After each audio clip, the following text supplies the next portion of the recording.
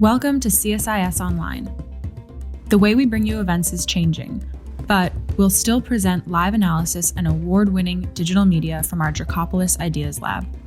All on your time, live or on demand. This is CSIS Online.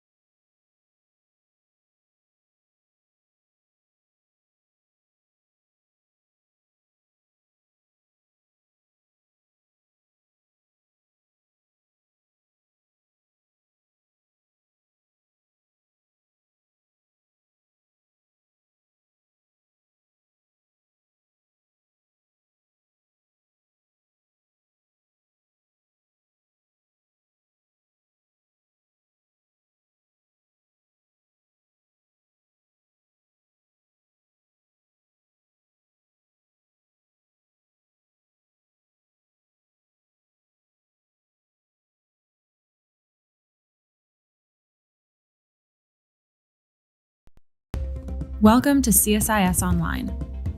The way we bring you events is changing, but we'll still present live analysis and award-winning digital media from our Dracopolis Ideas Lab. All on your time, live or on demand. This is CSIS Online.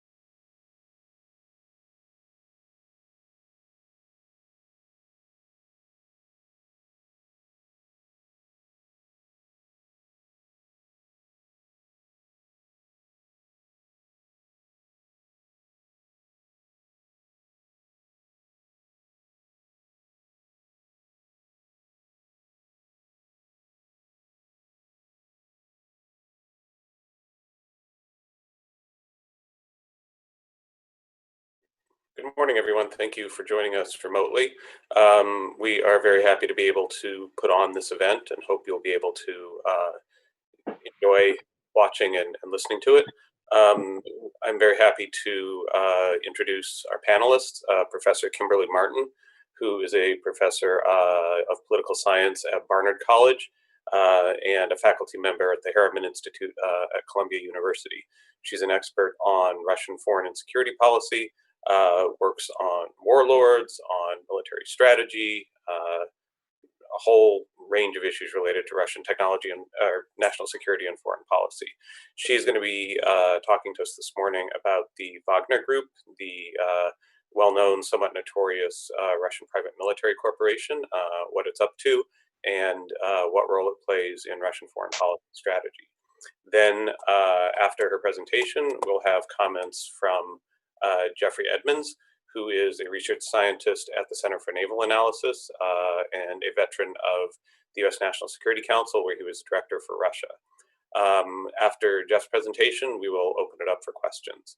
In order to ask questions, you will go to the event page where you're watching this. There should be a green button. You can click on that and then type your question in the box, and it'll come over to us. Hopefully we won't have any problems. We've done this before. It seems to work pretty well. Thank you again for joining us. And without further ado, let me give the floor to Professor Martin. Thank you so much, Jeff. And I'm very grateful to CSIS, to Jeff for inviting me, to Roxana Gabadulina for everything that she has done to make this possible, and also to all the personnel who are doing the filming. Thank you so much for this opportunity. What I'm going to do today, go back just a little bit, is talk about what some people refer to as Russia's private military companies, while focusing on the example of the Wagner Group, which is the one that's gotten the most attention, and therefore it's the one that we have the most really hard evidence for what they've actually been doing. Key messages that I'm going to be talking about today. The first is that I think the Wagner Group is no longer what we would call a corporate organization. It really is a name, and it's a name for a kind of activity that Russia is engaged in. And I think that matters for concerns about, where the Wagner Group is or is not. I think the Wagner Group is representative of a trend line rather than actually being a real organization. It's changed a lot over time. Wagner is certainly not a private military company in the way that we would think of, for example, Blackwater as being a private military company, and it's not mercenary. And the reason that it's not mercenary is that when we think about what a mercenary force is, it's a force that just goes wherever the money is and works for anybody. And instead, Wagner only works in cases where they believe that Russian state interests are involved and they have Russian state support. So really, it's a semi-state security actor, not a private military company, not a mercenary. It has recently become a Russian tool that's being used throughout Africa, and I'll talk about one example of that, particularly in the Central African Republic. But I think that what is happening is that the Putin regime is exploring a new model for how it can engage with foreign and security policy, where they support a particular leader in a foreign country in return for raw materials access, and Wagner is a key linchpin in making that happen. So the question of why Russia uses these kinds of groups like Wagner is really not a mystery. It's the same as why other countries use private military companies. So we can think about it as saving state budgetary resources. If it's a one-time contract, you don't have to pay for the social services expenses that come along with benefits after the contract work is done. They may also add skill sets to regular troops. What we're seeing with time is that more and more of what is called the Wagner Group involves highly skilled people with high levels of discipline that are seeming more like what we might think of as being the Alpha Group coming out of Russia's intelligence agency, the FSB. And so that might be a reason for using the Wagner Group. It just adds another way of getting the Russian security forces to be able to do what they're doing in the field. Now, what everybody talks about is that obviously it provides plausible deniability for state actions. I'll talk more about that in a moment, but I think that the plausible deniability is maybe getting less possible with time because so many people are paying attention to what Wagner is doing. But most importantly, it avoids casualties for regular Russian troops. And that means that Putin can do some exploratory security activities abroad without being afraid that people who are the regular Russian conscripts are going to be put at risk. And that means he can keep it off the political agenda at home. And so when we're thinking about plausible deniability, it may be less plausible deniability for an international audience, given that so many people are paying attention to what Wagner does, and much more plausible deniability for a home audience that makes it look like risky behavior is not really so risky for Russian interests. And this became very clear to me about a year and a half ago when a scholar and analyst named Ivan Safranchuk, who's based in Moscow, but also has an affiliation with CSIS, gave a presentation at the Harriman Institute at Columbia, where he talked about using these kinds of of companies as what he referred to as proxy warfare. And it was a way of not having regular troops between the US and Russia have to engage with each other. And his basic message was, you know, they're just private military companies. They're just contractors. Who cares if they get into firefights? Who cares if they have casualties? It gets kept off of the domestic screen at home. And that was a really unusual way, I thought, of looking at this, but something that many people in Russia may be thinking about when we're thinking about why the Wagner Group is used. So there's three mysteries about the Wagner Group, and that's what I'm going to concentrate on today. The first mystery is whatever happened to the original Mr. Wagner, Dmitry Utkin. So we'll start by talking about that. Mystery number two is, why is the Wagner Group still illegal in Russia? What benefit does the Russian state get out of keeping the Wagner Group illegal, even though it's using it so often?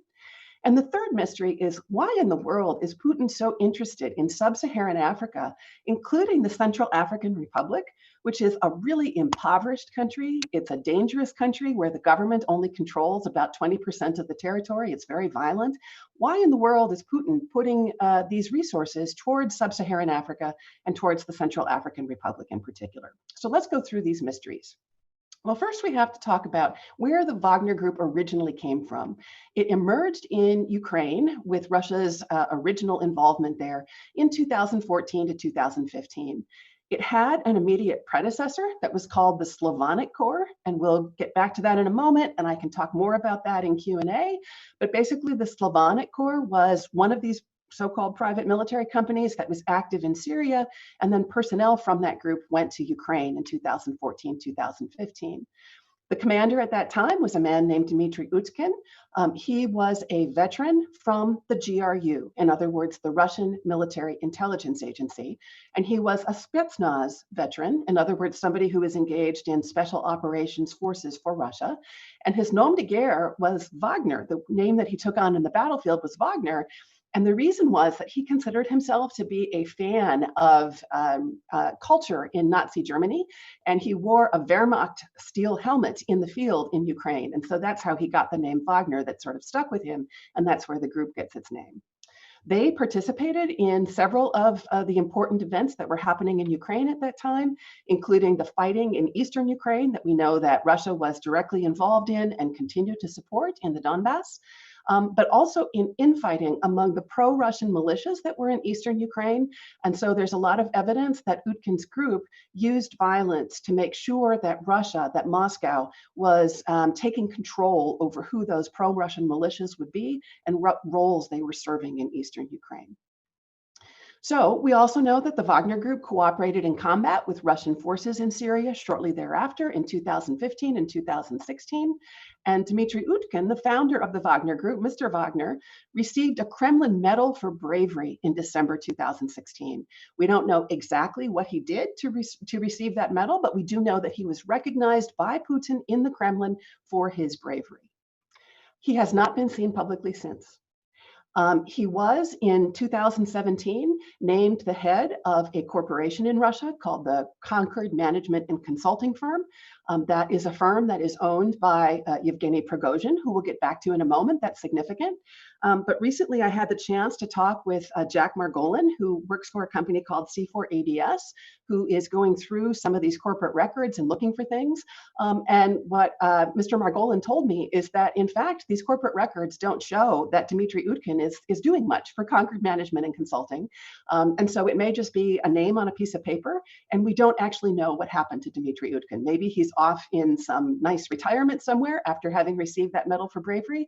But there are also rumors that he was killed. So we don't know if Utkin still is playing a role or not. We don't have an answer to mystery number one.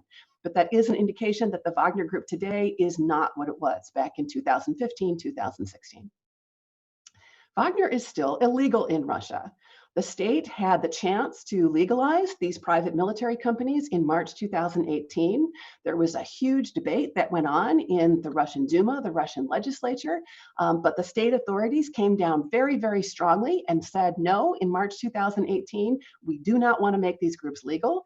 And in fact, they are technically unconstitutional. There is a plank in the Russian constitution against what they call mercenarism. And technically, Wagner is engaged in activity that would be considered mercenary behavior by the Russian constitution.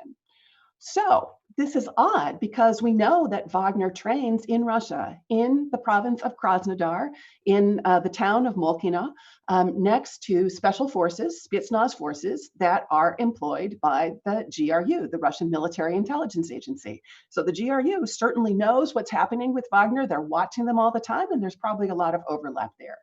We do know that Putin received that Kremlin medal. That means the Kremlin supported what he was doing as the head of the Wagner Group. At that time, some of the people who were killed in action from the Wagner Group in both Ukraine and Syria were actually buried in Russia with military honors, something that's usually only reserved for uniformed troops. So again, there's an indication that there is state support for what they're doing. And Putin actually himself explicitly talked about Wagner. He was asked in a press conference in December 2018 what the deal was with the Wagner Group, and his response was this: if they comply with Russian law, they have every right to work and promote their business interests anywhere in the world, which is kind of an unusual thing to say, given that they're illegal and unconstitutional, that they can somehow still comply with Russian law, maybe as long as they're not operating in Russia.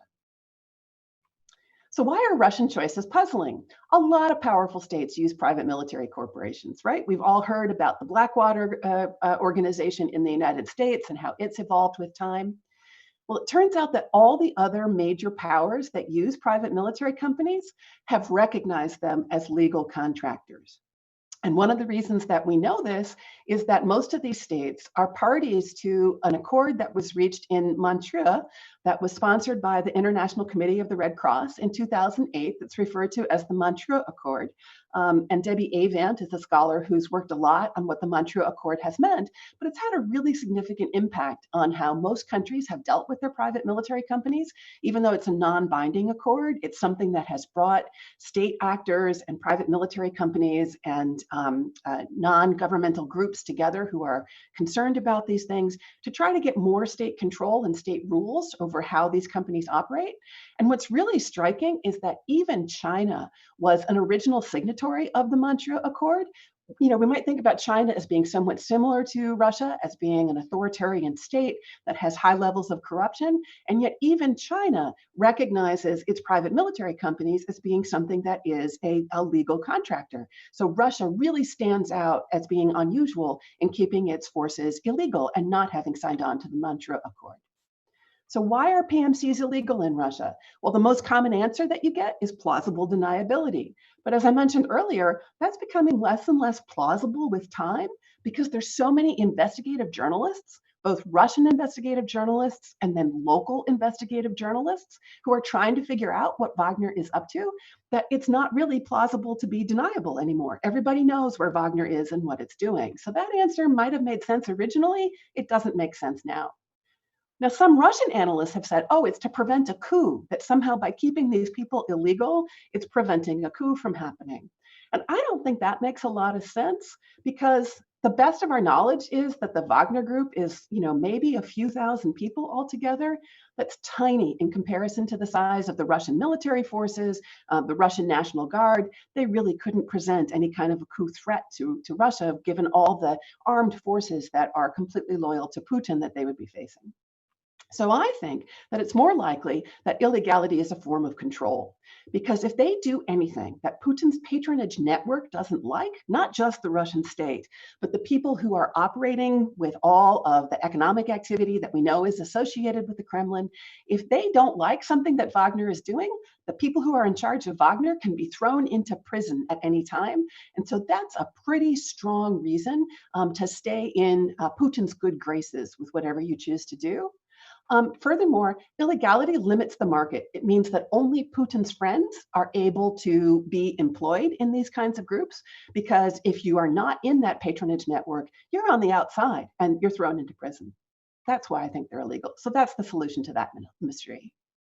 Let me give you two examples really quickly of where this made a difference, where the Russian state did not protect Wagner, and both of them happened in the same location in eastern Syria. The first was this group called the Slavonic Core, and it happened in 2013. And in that case, veterans were recruited into the Slavonic Corps by an FSB reserve officer, by somebody who worked for the Russian intelligence agencies. And so they believed they were operating on behalf of the Russian state. But their leaders were then arrested as mercenaries by the FSB that also controls the border guards in Russia when they return back home. So the state can give and the state can take away. And we don't know what happened in that case, but you can bet the people who were arrested know what they did wrong to get on the wrong side of the patronage network that operates in the Kremlin. The second example was the infamous firefight that happened with US Special Forces in February 2018. We know that after that happened, the Russian Defense Ministry disowned them. In fact, while it was happening, they were on the deconfliction line with US forces. The Defense Ministry said, they're not ours, they're somebody else, they don't belong to us. They were eventually flown home on Russian military airplanes, but even after they were just decimated by this firefight that happened in eastern Syria, the Defense Ministry would not send in its own helicopters to evacuate them from the battlefield. They're not ours. They're not part of what the Russian state is doing in eastern Syria. And yet we know that that second contract, the 2018 contract, was one that was done via the Russian Energy Ministry. So again, the state was definitely involved in that contract. And there's good evidence that probably the prior one in 2013 was also reached via the Russian Energy Ministry, because the same man, Alexander Novak, was in charge of the Energy Ministry at that time. It was the exact same location. And so most likely the earlier fighters also believed they had Russian state support for what they were doing. So in 2016, we learned that Wagner's primary contractor is Yevgeny Prigozhin. So exactly who is Prigozhin and why does this matter? Prigozhin, in Soviet times, when you got sent to prison for actually doing something that the state didn't like, not just for being engaged in commercial activity that Putin's network didn't like. In Soviet times, Prigozhin spent 9 years in Soviet prison for organized criminal activities. And so we can bet that that means that he was actually involved in an organized crime group. And what's really interesting is he got out early, which means he probably made some sort of a deal with the state to get out early.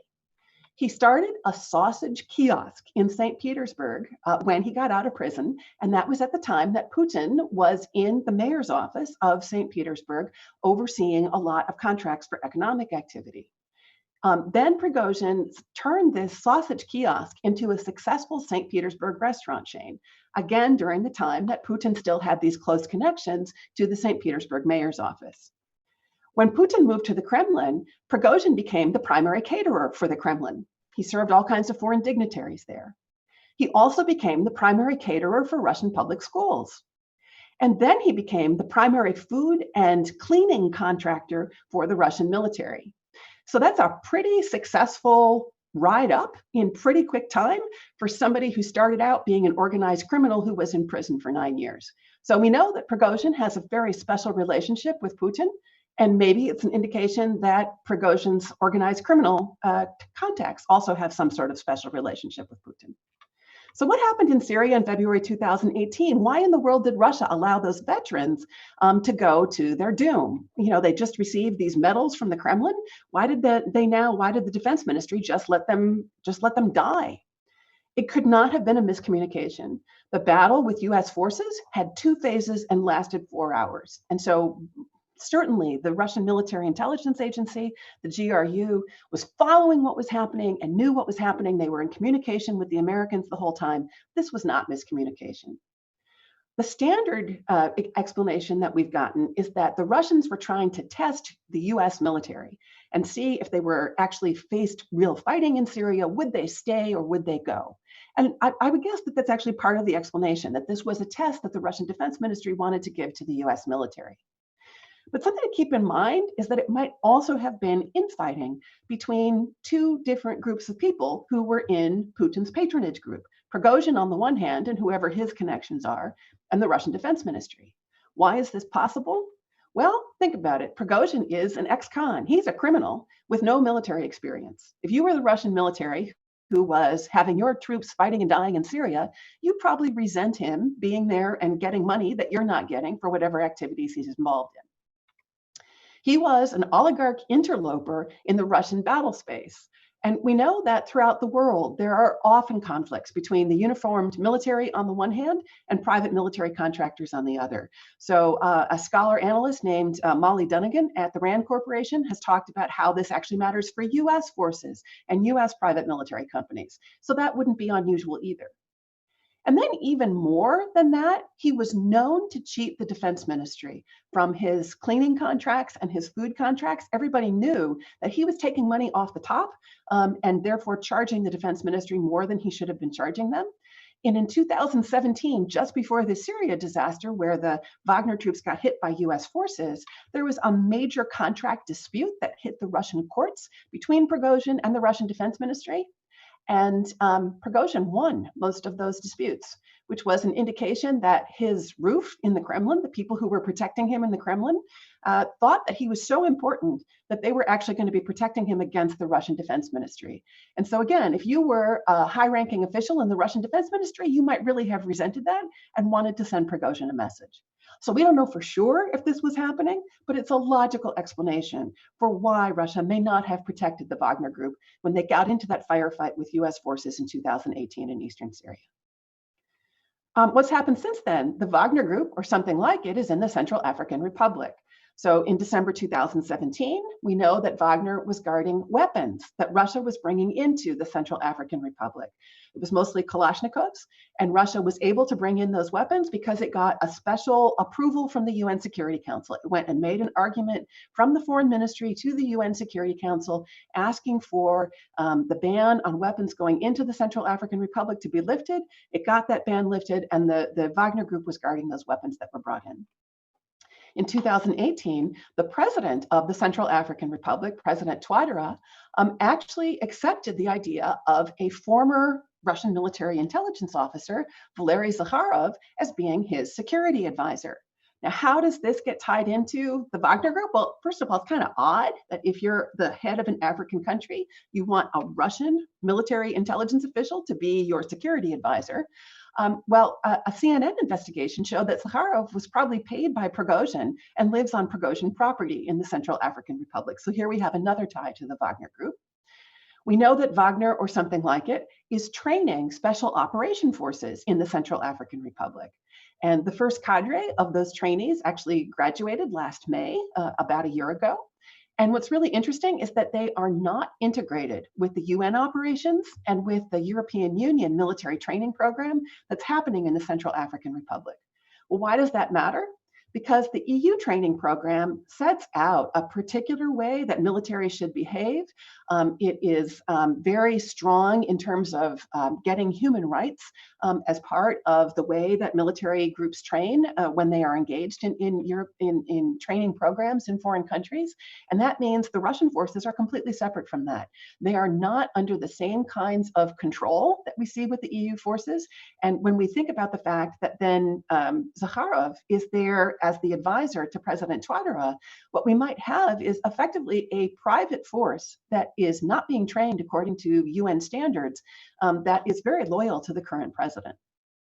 The Russian troops and weapons numbers have increased over time. So even though Russia said this was temporary when they first got the UN to agree to this, they are becoming very permanent and their presence is increasing over time. So this is an interesting thing that's happening. Meanwhile, Prigozhin has deals with the Central African Republic to guard its diamond and gold mines in return for a cut of the profits, again, presumably using Wagner forces to do that guarding. And he has deals with neighboring Sudan, both to provide training for their forces and to guard its gold mines in return for a cut of the profits. Now, what's going to become important in a minute is that all of these mines are artisanal. What does that mean? It means they're not these huge industrial processes where you can see how somebody would immediately get money out of them. It's individual local folks going through and sifting by hand the dirt that's involved where these diamonds and these gold are located. And so what Prigozhin is doing is honing in on a business that's been there for decades that does not make a lot of money on a day-to-day basis because it's just sort of, finding these diamonds in the dirt by individuals who are going through it. And so I think it's kind of a mystery how Prigozhin may be making money by doing this. So keep that in mind. So meanwhile, Zakharov and Prigozhin, our two friends from Russia, have helped the rebel militias in that 80% of the Central African Republic that is not under state control negotiate a peace deal with the president of the Central African Republic, President Touadéra. And this peace deal was done in Sudan, where we know that Prigozhin has these economic relationships there. Why is this significant?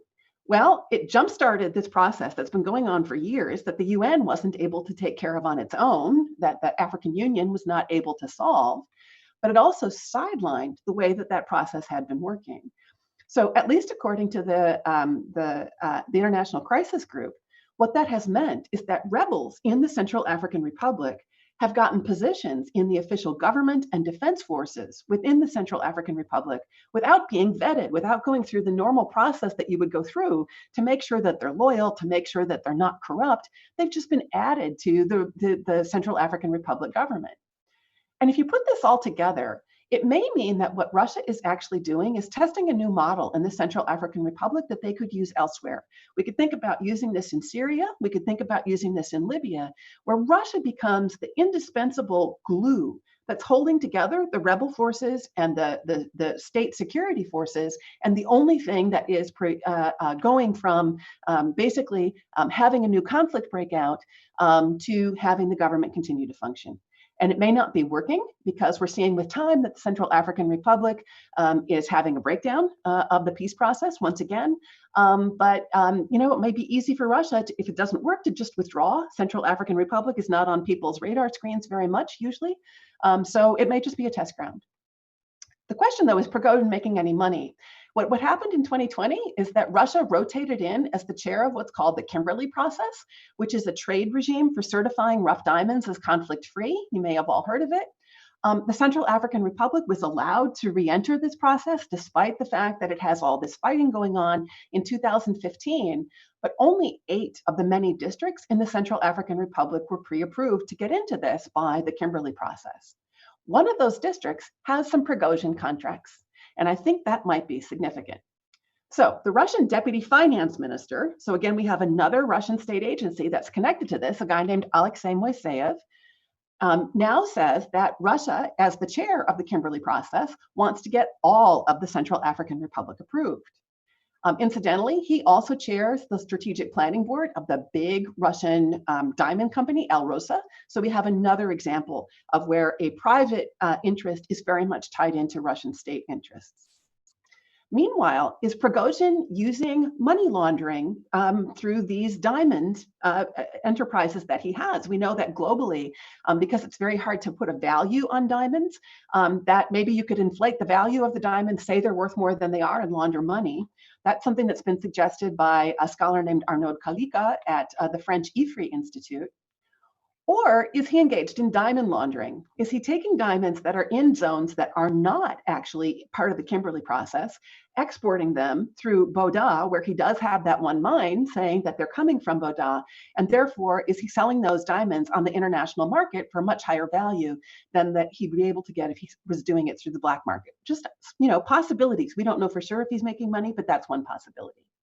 So where are we today? By 2019, Wagner is also in Libya, supporting the warlord Khalifa Haftar, who is in the news just yesterday because he declared the part of eastern Libya that he controls as his own government. In Mozambique, they were fighting jihadist insurgents in the northern province of Cabo Delgado. They may now have been withdrawn because they got into a terrible surprise firefight and were really decimated by the rebel groups there. So that might be over, but they were in Mozambique in 2019. In 2019, we know they were in Mali fighting terrorism on behalf of the government. And they may be back in Syria. There are new gas and oil contracts that have Prigozhin's firms involved with them. We don't know for sure if he has Wagner doing the guarding of those new gas and oil contracts, but they're in the same locations where we saw the previous Wagner iterations. And so it would not be surprising if that's where it's all happening. So I'll end there. I hope that's given us some food for thought in terms of what the Wagner Group is doing and what the mysteries are. And I'll turn it over now to Jeffrey Edmonds for his comments. Okay, thanks very much, Kim. Before we do that, let me just remind our audience that they should please send in questions. Go ahead and click on that green box on the event screen, type in your questions, and we'll see it pop up here in a chat box. Now, let's pass the virtual floor over to Jeff Edmonds. Great, thanks so much, Jeff, and thanks to CSIS for hosting and all of the support personnel that make this kind of thing happen during the pandemic. And Kim, thanks so much for a great presentation. I really think there's a lot of insight in there. And I'm just going to throw out a couple of comments that I think complement that to hopefully spark some discussion. I find that the discussion of these groups in the West, when it comes to the relationship between the government and the groups, really tend to fall between them being the tip of the spear of Russian foreign policy and gray zone activity, totally integrated into the Russian decision-making process on the one hand, or being irrelevant on the other.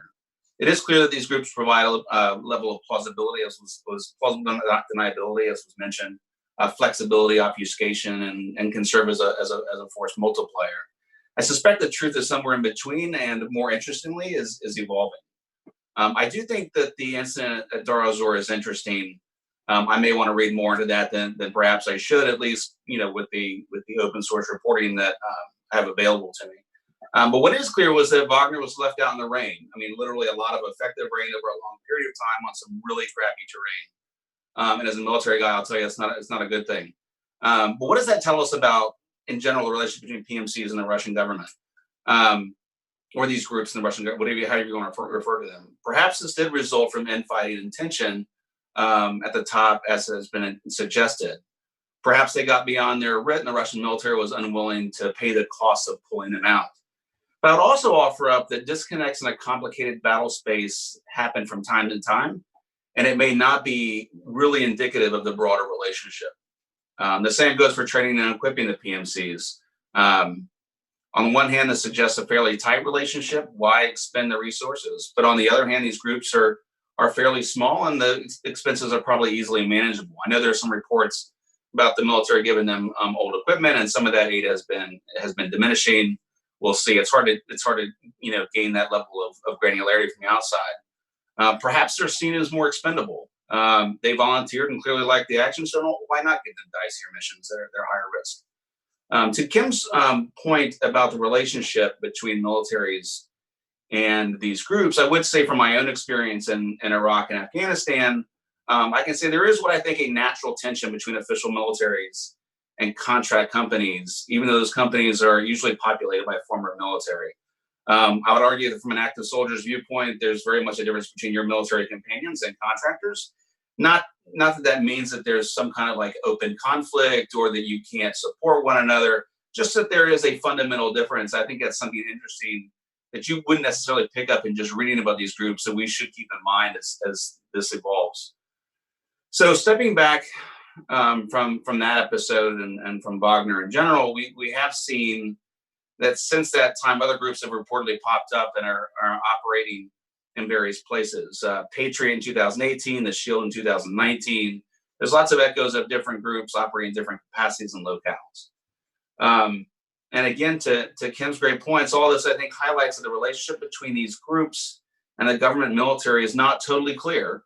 And it may not be clear if you're Prigozhin, Gerasimov, or Putin, to say that this is in all likelihood an ongoing experiment. And we're likely to see it evolve with time. Will these companies experience greater control by the military, as they perhaps become more capable, or there's more experience gained? Maybe they'll be given a wider berth. It's hard to say. I mean, the relationship with the U.S. military and contractors certainly evolved over time, and so I think it'll be very interesting to see how this relationship between the Russian government and these groups evolves over time. And with those brief comments, I'll hand it back over to Jeff. Thanks so much. Okay, Jeff, thank you so much. I think before we kick it back over to Kim, we'll take a couple of the questions that we've got, and then Kim will just let you sort of pick and choose from among them. So our first question comes from C. Riley at Full Spectrum Defense, and is about the nature of the personnel that Wagner employs. Are these all former Russian military service members? Are some of them from other backgrounds? And does Wagner employ third country nationals or indigenous personnel in some supplementary roles? Okay, let's see. Okay, we have a question here from somebody under a pseudonym about the Wagner Group's operations in Libya. What are they doing in Libya? Are they there? Are they training Haftar's forces? Are there any specific Russian interests in Libya that they are guarding? All right, let's start with those, and then I will go through the other questions that we've received while you're answering. Great. Well, thank you to both, Jeff. I really appreciate the commentary from Jeff Edmonds as well. One thing that I wanted to note about the Patriot Group, yes, Russian journalists do report that the Patriot Group suddenly appeared in 2018. I have heard from somebody who wishes to remain not for attribution that there was a group called Patriot that was active in the Central African Republic in 2015, before anybody was talking about Wagner getting there. So that just adds more mystery to the situation. There was a time when people said, oh yeah, Wagner was the less disciplined group, and the Patriots, they were the more disciplined group. They were the higher level. I don't think there's much evidence for that, except one statement that came out of one Russian military official. And so I think we can maybe take that with a grain of salt. But I really appreciate Jeff's commentary. I mean, I think that's fantastic. On the question from C. Riley about the nature of the personnel, that also appears to have changed with time. And so we know that when they were in Ukraine and perhaps when they were in Syria, there were people who were, we might call them Russian supporters, but they were Ukrainians, they were Moldovans, they were Serbians, who were on the casualty lists coming out of what Wagner did. So we know that there was that employment of third country personnel. We know that in Syria, it appears that when they had that terrible firefight in February 2018, the people who were in Wagner were a percentage of the people who were engaged in that firefight, but there were also local Syrian militia groups that were involved in that, as far as we know from public sources.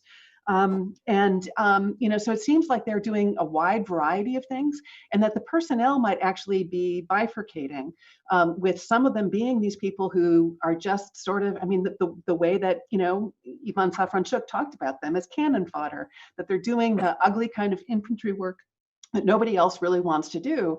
And some of them, on the other hand, are these very highly trained sharpshooters. And so it's a huge variety of people who are all falling under this umbrella of what's called Wagner.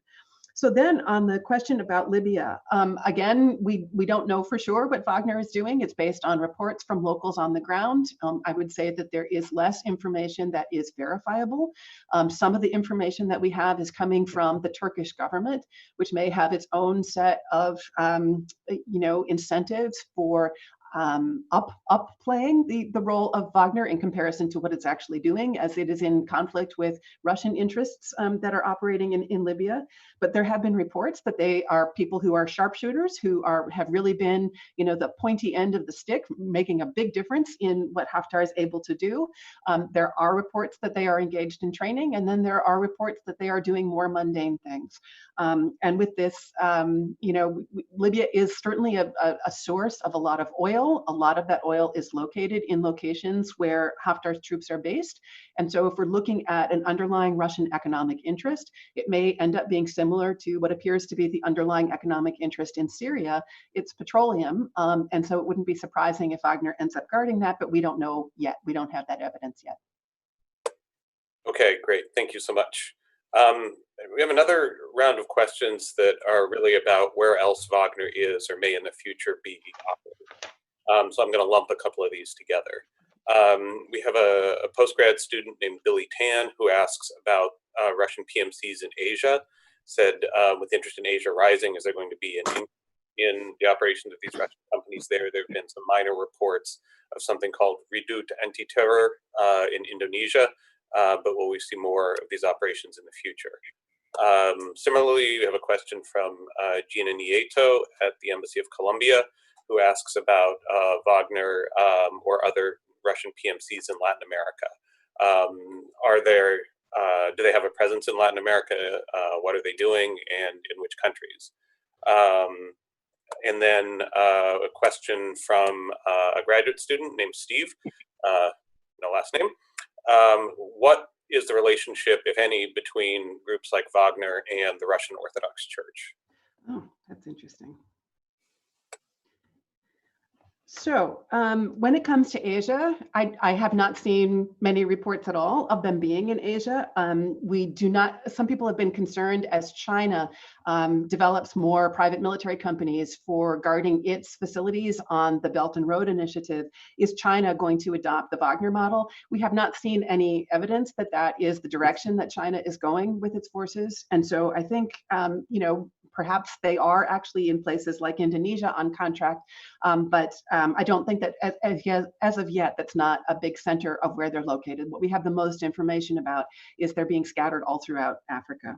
On Latin America, we know that that somebody who is a representative of Russian state interests has been in Venezuela. They're doing a variety of things in Venezuela. We know that one of the things that they're doing is guarding the Russian oil interests in Venezuela. There is also some evidence that they have been doing something in cooperation with the Venezuelan security forces, although the Venezuelan security forces have so many other connections that they would get their training from, that it's not clear that Russia is necessary to that.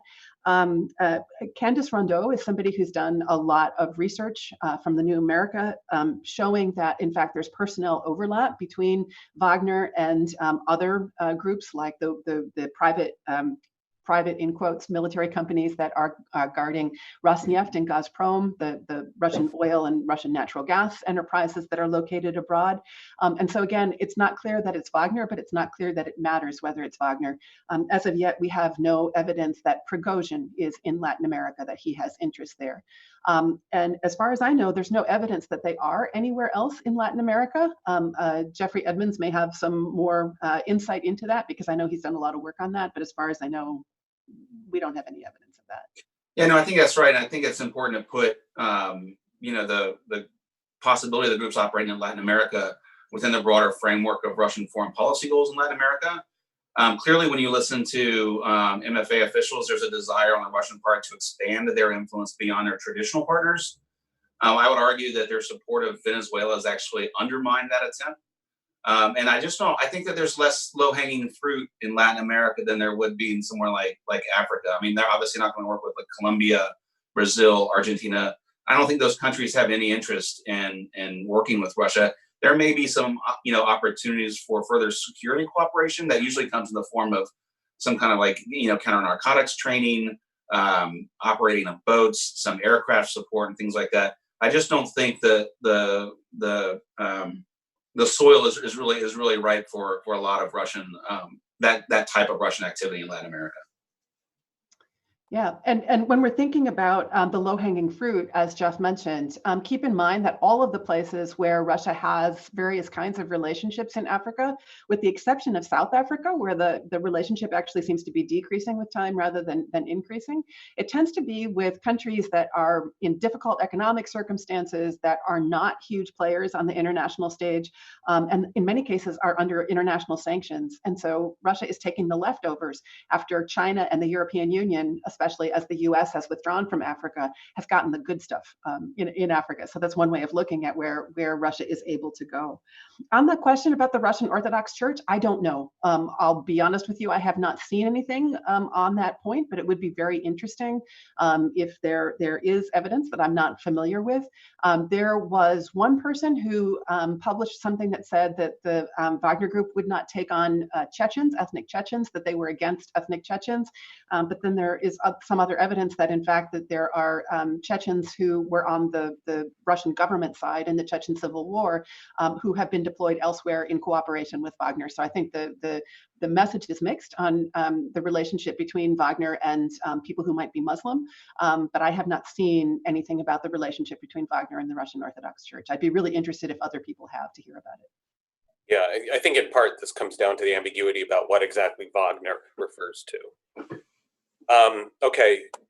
Going back to our list of questions, our next question comes from Christopher Mayer, who's a retired colonel in the U.S. Army. He asks, do you think that the recent allegations of Wagner using chemical weapons in Libya are credible?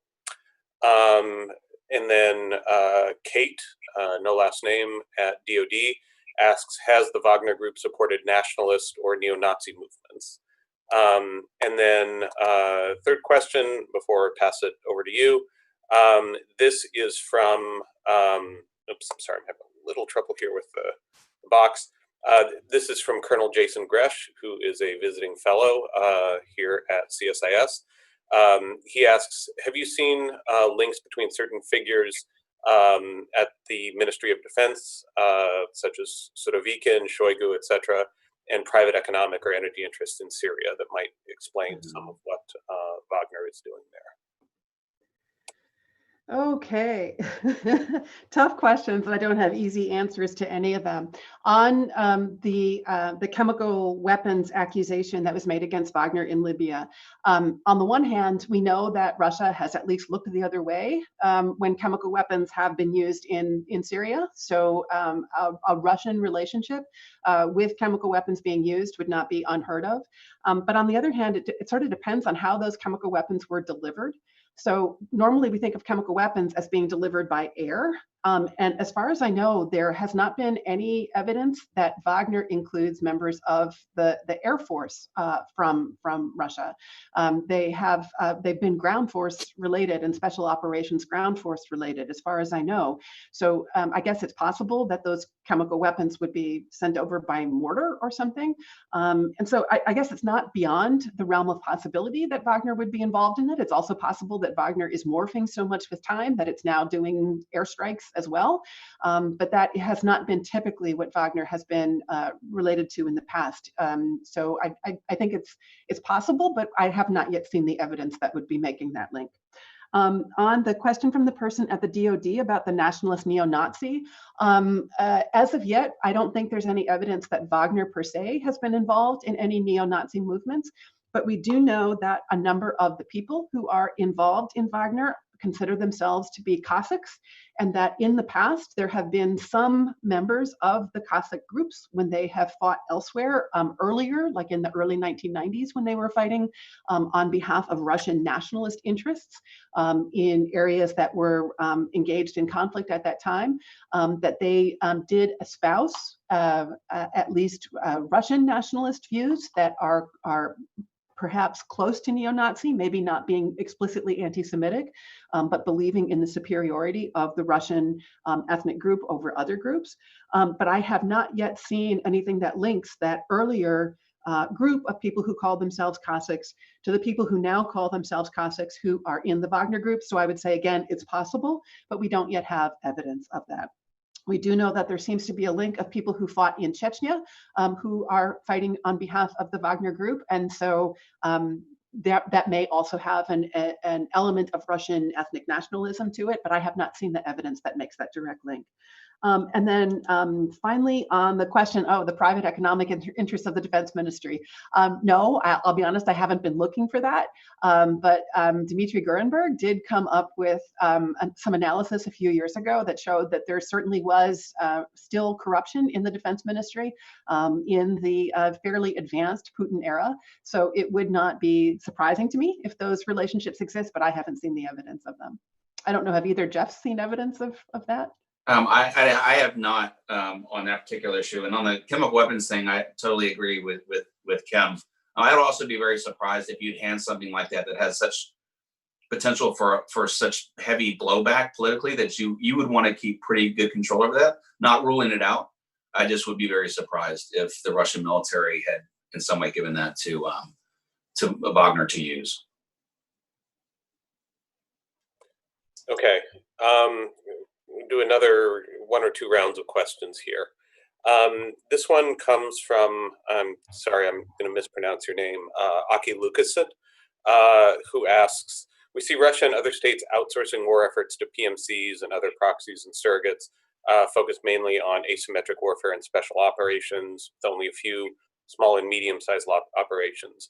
What does the trend of increased use of PMCs, proxy surrogates, etc., mean for near-peer military capabilities and possible confrontations, presumably by the United States? We have a couple of questions about Wagner's withdrawal or possible withdrawal from Mozambique. What is driving it? What impact will it have? And are there other places where, potentially having left Mozambique, we may expect to see Wagner pop up again?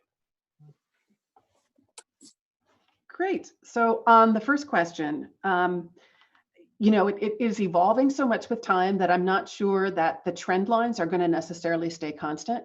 But what we see is that Wagner, or something like Wagner, is being deployed more and more places for more and more kinds of activities. And what worries me the most is that we have evidence from the February 2018 case that they are being employed for things that are very risky, where you would not send Russian regular defense ministry troops And then when you add that to what Ivan Safranchuk said about, oh, they're just proxies, who cares? You know, they can have casualties and it doesn't have an impact. What worries me the most is that these are becoming deployed closer and closer to places where the US military does have interests. And so we'll have to see where the US military presence evolves in Africa. But you know, Putin has talked about wanting to have some kind of a defense contracting relationship with Somaliland, which is a republic that considers itself to be independent, but the Somali government does not consider it independent. And we know that there are US special operations forces in Somalia at present. Could that mean that there would be another place where the US and Russian forces could come into conflict with each other? When we think about their presence in Syria, we know that with time, it was reported in the New York Times that the US is finding itself in more and more difficult circumstances with Russian presence in Syria, of the Russians not respecting what they were supposed to do with the deconfliction line. If you have this very risk acceptant group there, does that change what might happen with US forces? And then in Libya, we don't know for sure what the US role in Libya is going to be going forward. But if we now have Russia supporting a country that considers itself separate, namely Haftar country, from the UN recognized government in Tripoli in Libya, again, that could be a place where US and Russian forces come into conflict with each other. And so I think the big question here is just how risk acceptant is Putin going to get? And the answer to that question may answer the question about what Wagner will be used for and whether there will be conflict with US or NATO or other allied forces going forward. Then on Mozambique, I mean, I don't have a lot of information on that besides what has just been reported in the press, but we know that there was a horrible firefight that just it was an ambush, and we know that it led to the torture deaths of probably about a dozen Wagner forces, and that they at least pulled back to the capital of Mozambique, and that they don't seem to be located in the north anymore. But again, that's just been from local press reports, so we have no way of knowing for sure what that means. One implication may be that fewer governments will be interested in having Wagner be contracted out for combat if they don't seem to be very good at engaging in that combat. But then that also gets to the question of exactly who from Wagner was there. And it probably wasn't these kind of elite forces that we think we're seeing on the ground in Libya. And so it may not have any impact on, for example, what's happening in Libya. I think on the trends, I would just, again, kind of harp on the point that I think it's an evolving experiment. I do think they would be very hard to use in a spoiling role. So I think we needed to, kind of separate out what you would use regular Russian troops for and what you would use these guys for. Let's say between me and you, adversary, whoever, if I want to use them in a spoiling role, that means I'm going to put them somewhere and then say, like, look, you can't do anything there because those are my people, right? But that takes a certain amount of credibility, right? Credibility that if you touch those people, I'm going to escalate or come back at you. And I think what we've seen, at least with the Dar el-Zor thing, that's not the case with these groups. So I don't know that they would play a good role, in whatever you want to call it, great power competition or conflict or whatever between the United States and Russia. I don't think they have a lot of credibility as a type of spoiling force. And can I just add, I think, there has been so much lack of clarity about the US role in Syria. It's gone back and forth. There have been so many conflicting statements made about what the US is doing there. But I have to give the US credit that in this case, it was able to send a very clear message about what the dividing line was. And so we would hope that Russia got that message very strongly, that this is a clear line that you will not cross. And if you cross it, you will have the consequences there, even if we have this deconfliction line.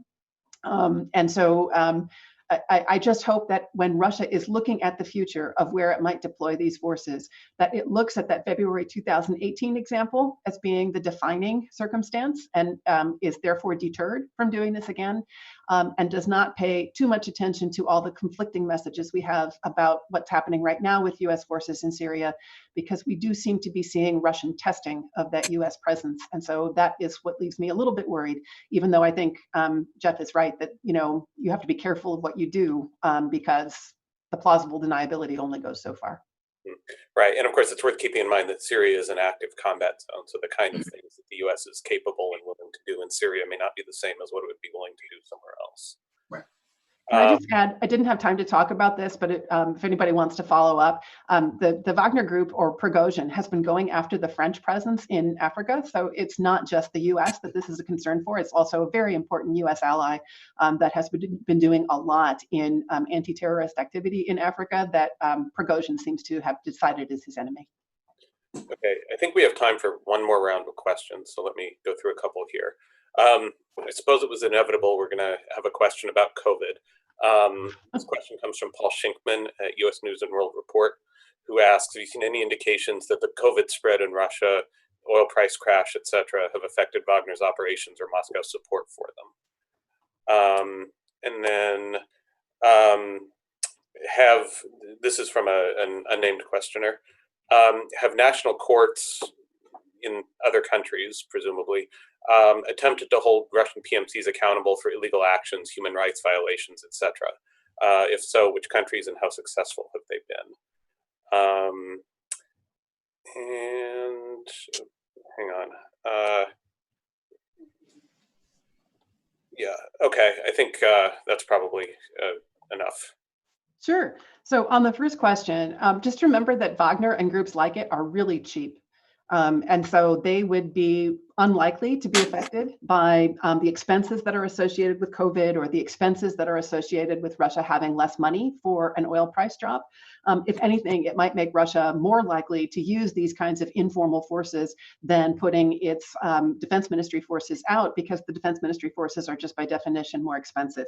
And let me add there, sometimes, and in my own work in the past, I've called Prigozhin the funder of these forces. I don't think that's clear at all. I don't think it's clear that anybody except the Russian state is paying for them. And Prigozhin's habit is to do them on contract. And so I think he's probably the one who's getting the money from the Russian state to pay these people, rather than being the funder of them himself, even though I said that in the past. But one interesting thing about COVID is that the Libyan government that's based in Tripoli made an accusation a few weeks ago that Libya didn't have any COVID until the Wagner Group brought in COVID to Libya. Now, I don't think there's any necessarily evidence that that happened, but it nonetheless is a situation where various ways of presenting these groups as foreigners could be used to try to discredit them. Do keep in mind that Prigozhin is a master of media manipulation, and it would not be the least bit surprising to me if Prigozhin takes the opposite track and says, when we're talking, for example, about his relationship with France in Africa, oh, it's France that has brought in COVID to Africa. And so don't cooperate with France anymore, because those are the foreigners who are bringing in this dangerous thing. So that's just on that point. On the national courts, to my knowledge, no national court has tried to hold these troops responsible. But think about where they're going. They're going to places that are Russian allies. They're going to authoritarian states that are Russian allies. And so the national courts would have a difficult time being separate from the authoritarian governments that asked them to be there in the first place. So they're going on contract. They're not going because Russia is trying to force them on states that don't want them, at least up until this point. Or they're going to places where there is no effective state control. That's true too. They're going to failed states. Yeah.